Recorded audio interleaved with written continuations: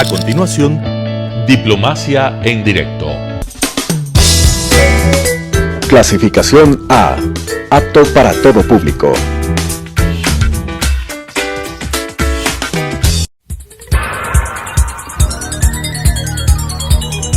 Las opiniones vertidas en este espacio por la producción y dirección del programa son de exclusiva responsabilidad de sus autores y de quienes intervienen en ellos.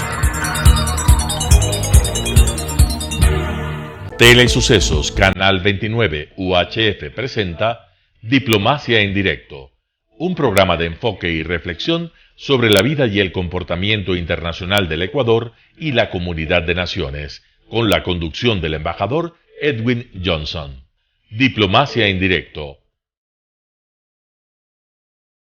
Junto con mis siempre cordiales saludos, no podría dejar de referirme a la agravada situación que experimenta cada día el país con acontecimientos que se suscitan a diario a lo largo y ancho de nuestro territorio. Situación que da lugar a una por demás justificada reacción de la población, pues el ambiente de inseguridad ciudadana se agrava cada día y ahora rebasa toda expectativa. Frente a ello, las fuerzas de seguridad se sienten incapaces de actuar debido a las limitaciones que tienen de actuar como deberían, es decir, con determinación y sin contemplaciones. Se hace imperioso un cambio urgente de las leyes que ahora rigen el esquema judicial, que ha permitido la impunidad del delincuente mediante la mala aplicación de los recursos que favorecen al delincuente y castiga al ciudadano, que se siente realmente desprotegido e indefenso. Es entonces responsabilidad primordial de la Asamblea el emprender de la manera más urgente e inmediata para responder al clamor ciudadano que recoja las justas aspiraciones de la ciudadanía para poder vivir en un ambiente de normalidad y auténtica paz bajo el imperio de la ley. Hoy saludo aquí la presencia de un distinguido ecuatoriano, profesional diplomático con una extensa y fructífera carrera a lo largo de medio siglo ininterrumpido de funciones. Se trata de un querido y respetado colega, don Jorge Maldonado Robles. Él estudió jurisprudencia en las universidades Central y Católica de nuestro país. Ha servido en diferentes funciones, tanto en embajadas como consulados. Por ejemplo, en las embajadas del Ecuador en Checoslovaquia, Egipto, Israel, el Perú, ya sea como cónsul general en Madrid, Buenos Aires, jefe de la Cancillería en La Habana, Cuba. Es decir, ha cumplido con todos los requerimientos administrativos impuestos por la carrera diplomática. Tiene varias publicaciones en diferentes medios de comunicación del país y del extranjero. Actualmente se encuentra preparando un amplio trabajo de lo que ha sido su quehacer profesional en representación del país. Mi querido Jorge, bienvenido, y por favor quisiera proponerte conversar respecto de una misión que seguramente te marcó cuando desempeñaste funciones en nuestras embajadas en Israel, y en particular que le expliques a nuestra teleaudiencia cómo ves actualmente la situación en el Medio Oriente, como acucioso observador que ha sido casualmente al desempeñar funciones en las embajadas del Ecuador en Egipto y en otro momento en Israel. Jorge, tienes la palabra. Edwin, muchísimas gracias. Te quiero agradecer por la gentileza de tu invitación y saludar a la audiencia de Telesucesos. Pues sí, he tenido junto contigo, porque iniciamos esta andadura diplomática hace 50 años en el Ministerio de Relaciones Exteriores, y pues ha querido la vida que se cumpla funciones en varias embajadas, entre esas en Egipto y en Israel. No muchos colegas tenemos esa suerte de poder cumplir funciones en los dos países principales del conflicto centenario del Oriente Medio, de modo que pues soy un privilegiado por haber tenido esta oportunidad de haber podido servir en las dos misiones diplomáticas. Además, en momentos importantes de la vida política, histórica e institucional de ambos países. Yo llegué a Egipto en el año de 1976, Cierto. cuando se cumplían 3 años recientes de la Guerra de Octubre del 73, en la cual pues las acciones bélicas de esa guerra tuvieron una implicancia muy grande para el destino del Medio Oriente y llegaron años más tarde, 6 años más tarde precisamente, a la firma de los acuerdos de Camp David entre Egipto e Israel, que fue el inicio de los acuerdos de paz que actualmente involucran también tanto a Jordania como últimamente, en los últimos años, a los Emiratos Árabes Unidos. Eso naturalmente ha cambiado el mapa de la región, pero el conflicto sigue, y el conflicto al seguir pues tiene que ser resuelto. Y nosotros, los diplomáticos profesionales, pues obviamente tenemos que siempre acudir a la parte legal para poder sostener los argumentos que justifiquen el por qué se hace tal cosa o se hace tal otra. De modo que pues yo pienso que habrá que seguir, y especialmente ahora que el Ecuador es miembro no permanente del Consejo de Seguridad de las Naciones Unidas, de cumplir un papel importante, significativo, que aporte a esta consecución de la paz. De modo que pues sí, esta experiencia que tuve me dio la oportunidad de poder vivir en ambos lugares de sucesos relevantes e importantes, y pues estoy a tus órdenes para conversar un poco sobre el tema. Correcto, mil gracias. Bien, a la luz de recientes acontecimientos, ¿qué tan cerca o lejos ves tú las posibilidades de una paz duradera en esa región, en esa parte del mundo? Claro, la pregunta es bastante compleja porque pues no se puede decir que están lejanas, que están cercanas. Es una situación dinámica que ha tenido acontecimientos trágicos y también ha tenido acontecimientos positivos, ¿no? Las firmas de la paz, por ejemplo, con Egipto e Israel, fue un acto significativo que cambió el mapa del Medio Oriente, pero le costó la vida al presidente egipcio que tuvo el coraje de hacer eso, que fue Anwar Sadat. Porque claro, nunca se le perdonó a los grupos radicales, entre esos la Hermandad Musulmana, no le perdonó, y eso pues dio al traste con un proceso que podía haber sido un poco más expedito. ¿En qué año fue, perdón, Jorge? ¿En 79? Los acuerdos de paz, de Camp David fueron firmados en el año de 1979. Y en el año de 1981, 2 años más tarde, fue asesinado el presidente Sadat. Cierto. Y la Hermandad Musulmana, que se atribuyó pues la autoría de este atentado, pues afirmó eso, que la traición que para ellos significó la firma, pues debía ser pagada con la muerte, y por eso pues asesinaron al presidente Sadat en un desfile conmemorativo de lo que para Egipto es la victoria del 6 de octubre de 1973 con la guerra de... ¿Tú estuviste ahí o no? No, todavía no. No, yo todavía no llegaba. Yo asumí funciones en El Cairo en 1976. Ahí desempeñaba funciones de embajador Armando Pesantes, el que fuera canciller. Efectivamente. Entonces tal vez Patricio Zuquilanda estaría ahí. Patricio Zuquilanda llegó después, cuando yo desempeñaba las funciones de encargado de negocios, y una vez que Patricio llegó, se hizo cargo de la embajada y yo fui trasladado a Praga, Checoslovaquia. Ciertamente. Así fue. Muy bien. Así fue. Las influencias que podría tener es el desarrollo de un proceso por parte de los vecinos, de las potencias que están alrededor de esta situación, como Irán, digamos, o Jordania. ¿Cómo ves tú ese accionar de parte de estos países alrededor del conflicto? Bueno, aquí tenemos algo que es muy importante, porque esto es muy actual. Irán siempre ha sido un total y absoluto enemigo de Israel en el contexto del conflicto, porque sostiene que el Estado israelí no debe existir, y los grupos radicales, que son el brazo armado del gobierno teocrático iraní, que desconoce al Estado de Israel, pues naturalmente con sus acciones terroristas en varios lugares o desde varios lugares, ellos pues aplican su máxima de que Israel debe desaparecer, que no tiene derecho a habitar el territorio que habita, porque ellos atribuyen a los pueblo palestino la el ser dueños de ese territorio.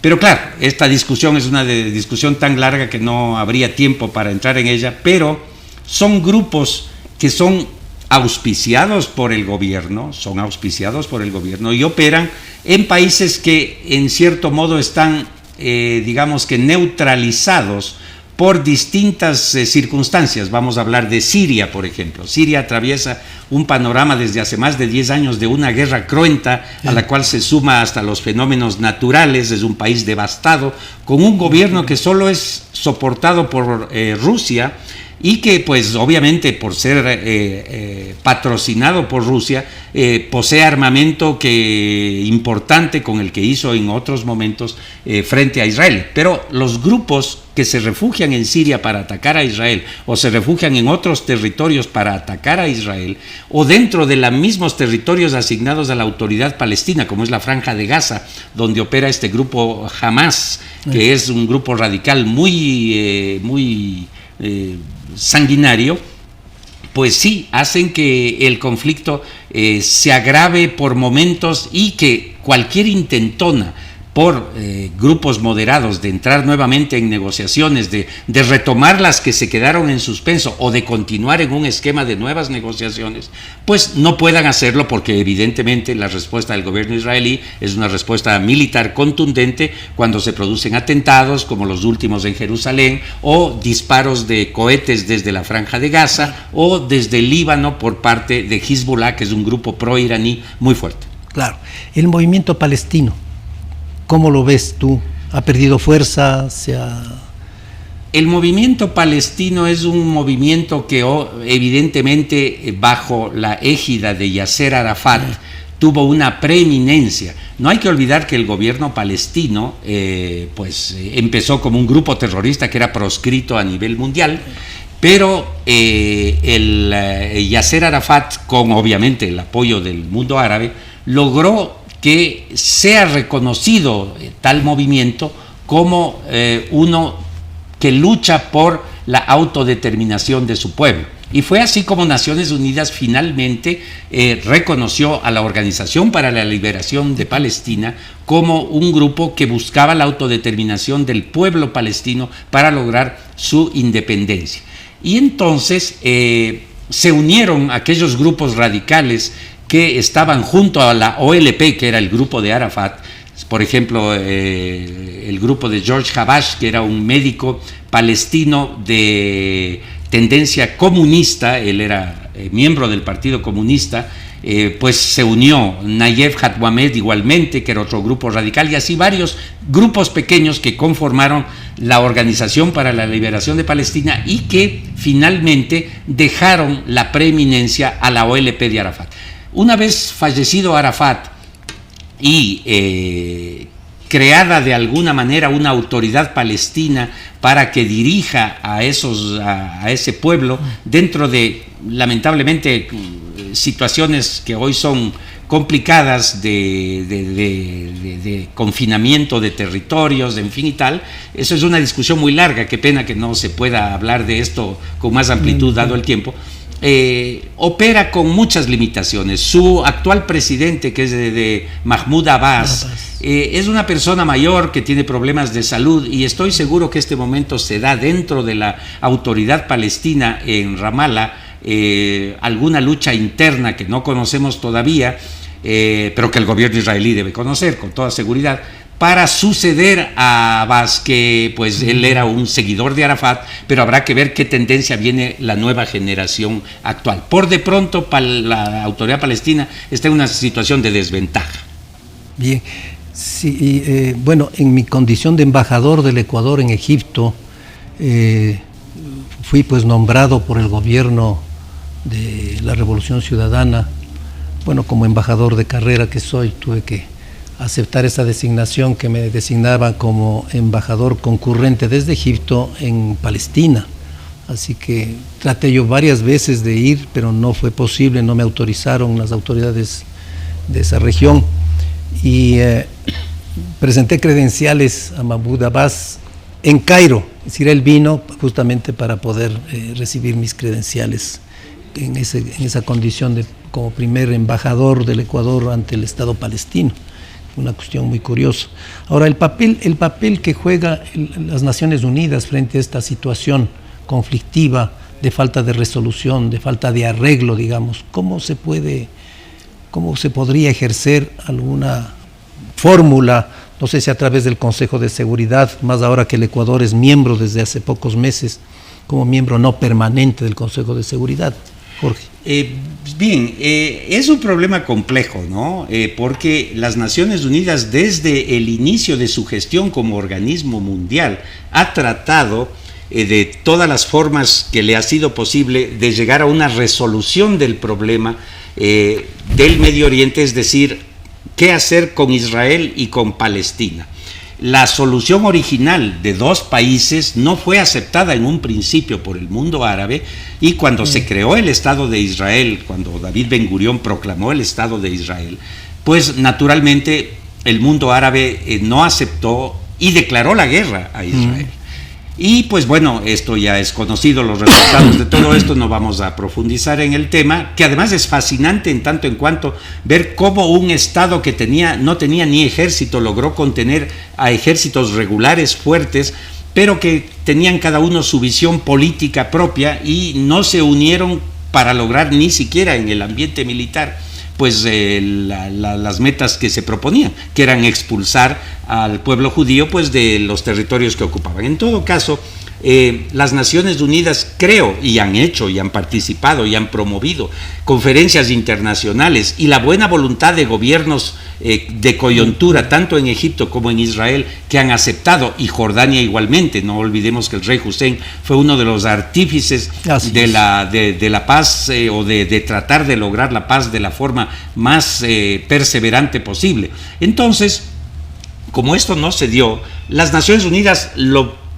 dentro de lo que se puede considerar como una inutilidad de gestión, el no haber logrado, pero sigue sosteniendo. Los respectivos secretarios generales han batallado durante sus mandatos, todos ellos, para lograr algún arreglo que satisfaga a las partes. Ahora bien, hay un tema que hay que señalar, que es las realidades en el terreno. Ha pasado mucho tiempo desde 1947 a la fecha, que pues las realidades han cambiado. Israel es un país sólido, asentado en el territorio que tiene y tal. El gobierno actual de Israel, que es un gobierno de corte conservador, naturalmente sigue aplicando una política que para los pueblos palestinos es odiosa, cuál es la de los asentamientos humanos. Los gobiernos amigos de Israel tratan, especialmente el gobierno norteamericano, de evitar que eso se concrete, pero pues el gobierno israelí continúa, y eso pues naturalmente enerva la relación que pueda llegar a tener, si se tuviera, en caso de un arreglo. Entonces hay que seguir tratando, y el Consejo de Seguridad, creo yo, que es un órgano que puede coadyuvar para que esto llegue a un término al menos aceptable para las partes, de lograr algún tipo de cesión de lado y lado, la beligerancia que cese del lado palestino, la política de asentamientos que no siga expandiéndose del lado israelí, y que algo de esto contribuya, más la buena voluntad de los gobernantes actuales, Benjamín Netanyahu en Israel, el presidente Al-Sisi en Egipto, el rey Abdallah en Jordania, el emir en los Emiratos Árabes Unidos, que se ha plegado ahora a la paz firmando un acuerdo con Israel, y los artífices de los principales actores del Consejo de Seguridad, que son sus miembros permanentes, Estados Unidos, Rusia, China, Francia e Inglaterra. Suena utópico, pero yo pienso que sí puede ser, y el Ecuador tiene ahí un papel preponderante en tanto en cuanto ahora puede aprovechar su condición de miembro no permanente para influir, dado las buenas relaciones en general que mantiene con los 5 grandes, claro, para poder lograr algo así, presentar evidentemente algún tipo de plan, algún tipo de iniciativa, apoyar, claro, y lograr el apoyo. Yo creo que esto es un papel que debe nuestro país apoyar para lograr la paz en la región. Perfecto. Muy bien, mi querido Jorge. ¿Qué podemos decir entonces de parte de Naciones Unidas, si es que está en la línea correcta de lo que está haciendo? como organismo internacional acoge a los miembros de Naciones Unidas y pues lógicamente tiene que buscar caminos para obtener la paz en esa región que por tantos años ha cobrado vidas y pérdidas no solamente humanas sino también materiales, y sobre todo la intranquilidad en esa parte del mundo que se ha visto pues mancillada por la violencia ya algunas décadas. Entonces, ¿cómo buscar un camino de aceptación por parte de los dos bandos, digamos, en este caso, con el objeto de alcanzar una paz duradera que justifique los esfuerzos de la comunidad internacional y que permita que haya una convivencia pacífica realmente basada en firmes decisiones en ese sentido? Claro, la realidad de los hechos, mi querido Edwin, hace que se deba buscar alternativas a lo actual. ¿Qué es lo que ocurre? A partir de las guerras, desde la independencia de Israel, después la guerra de 1956, la guerra de los 6 días del año 67 y la guerra de 1973, la llamada guerra del Yom Kippur, pues han traído como consecuencia devastación para ambos lados. Claro. Pero Israel ha tenido la resiliencia de resistir y de construir, de seguir construyendo un país a pesar de los conflictos bélicos. Lo que debe hacer la comunidad internacional, y en este caso el Consejo de Seguridad y el Ecuador respaldar, es tener alguna nueva iniciativa, porque conferencias de paz se han hecho muchas, la de Oslo, la de Madrid, en fin, innumerables. Y pues eso no ha traído, porque la realidad en el terreno ya ha cambiado el mapa. Lo que debe hacer es reconocerse el derecho del pueblo palestino a su autodeterminación, pero el pueblo palestino deberá renunciar al terrorismo para poder convivir. Israel, estoy seguro que está dispuesto a hacerlo, pero obviamente en la medida en que sigan su población civil aterrorizada o destruida en ocasiones por cohetes que vienen de otros lados, pues no va a ser posible. Entonces, eso es lo que primero hay que hacer. Hay que ver alguna iniciativa que pueda traer como efecto esto y romper la beligerancia y sobre todo la influencia nociva, en mi criterio, de gobiernos como el teocrático iraní, que lo que pretende es la destrucción de Israel y apoya grupos que van a este fin. Y mantener la beligerancia. Increíble. Y no permitir realmente que haya acercamientos de paz. Objetivos, así es. Así es. Realmente. Muy bien, Jorge. No sé si quisieras tú decir algo más con relación a esto para poder finalizar y concluir nuestro análisis inicial. Yo quisiera mencionar alguna cosa que a mí me pareció muy significativa. La prensa no le dio mucha cabida, no le dio mucha relevancia, pero a mí me llamó mucho la atención, porque al igual que tú, que hemos tenido la suerte de servir en el Medio Oriente, es que el sultanato de Omán hace poco, esto es una publicación de un medio de prensa israelí, el sultanato de Omán permitió que sobrevuele la línea aérea israelí, la línea aérea comercial, sobrevuele el sultanato, porque pues naturalmente si con los Emiratos Árabes tienen ahora acuerdo de paz, estoy seguro que la aerolínea israelí va a volar allá a los Emiratos. Entonces se ha permitido eso. Eso me llamó mucho la atención, porque podría ser posible que el sultanato de Omán esté también en línea de firmar algún acuerdo de paz. Y en la medida en que se vaya sumando, se va consolidando un hecho cierto que va a dejar en realidad aislados a estos grupos terroristas.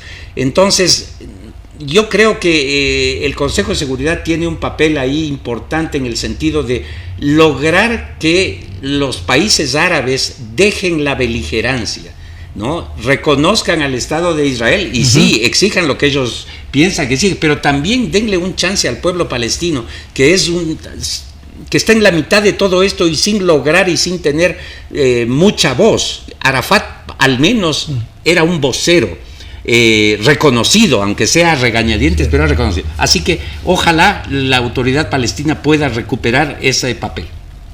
Bien, tienes toda la razón, esperemos que así sea y que el Ecuador, sobre todo como nuevo miembro, no permanente desde luego, pues cumpla con un papel y rol positivo en favor de la consecución de la paz en el Medio Oriente y en esta parte exclusiva pues palestina. en Israel. Muchísimas gracias, Jorge.